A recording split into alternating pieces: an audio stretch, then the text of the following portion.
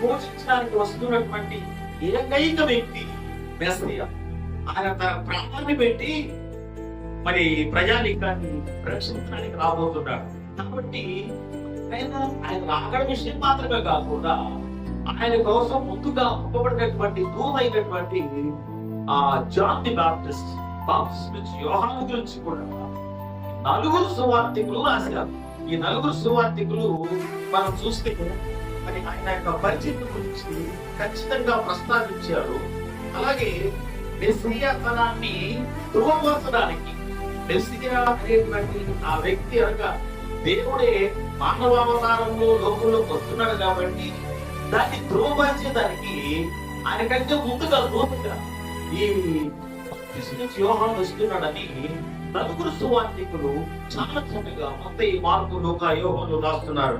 So యోహాను పరిచర్యను చేర్చడం ద్వారా యేసు యొక్క మెస్సియాతనమును ఇక్కడ ధృవపరుస్తున్నారు.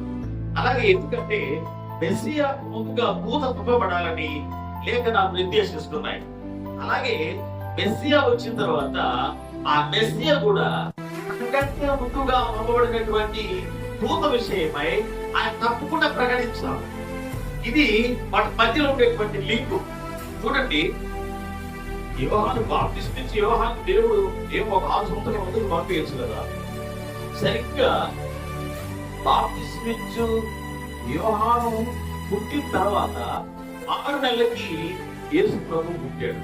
అంటే ఎప్పుడో చెప్పేసి ప్రజలు దాన్ని విని విస్మరించే పరిస్థితుల్లో కాకుండా ఆయన ఎప్పుడైతే బాప్టిజం ఇచ్చే యోహాను దగ్గర యేసుక్రీస్తు ప్రభు బాప్టిజం పొందాడో 30 సంవత్సరాల తర్వాత అప్పుడు ఆయన వెంటనే పరిచర్య ప్రారంభించినాడు.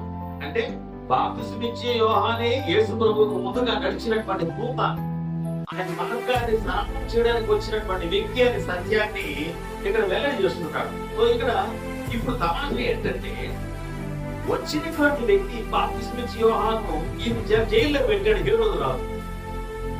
హేరోదు రాజుని ఏదంటే మాట్లాడాడని, తనలో ఉండే లోపాన్ని బయట పెట్టాడని హేరోదు యోహాన్ని జైల్లో పెడితే అప్పుడు ఆయనకు ఒక అనుమానం వచ్చింది. ఒకవేళ ఈయన మెస్సియే, ఇది వచ్చినటువంటి వ్యక్తి మెస్సియే, ఆయన దాన్ని జైలు నుంచి తప్పించాలి కదా, అంతే కదా.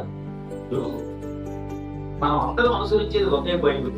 ఒకవేళ క్యాథలిక్స్ అయితే వాళ్ళకి వేరే బైబిల్ ఉంది. ఈ మిగిలినటువంటి వాళ్ళందరూ అనుసరించేది ఒకే బైబిల్. బ్యాప్టిస్ట్ సంఘాన్ని కూడా బైబిల్ వదిలే, అది బ్యాప్టిస్ట్ బైబిల్ అంటారు.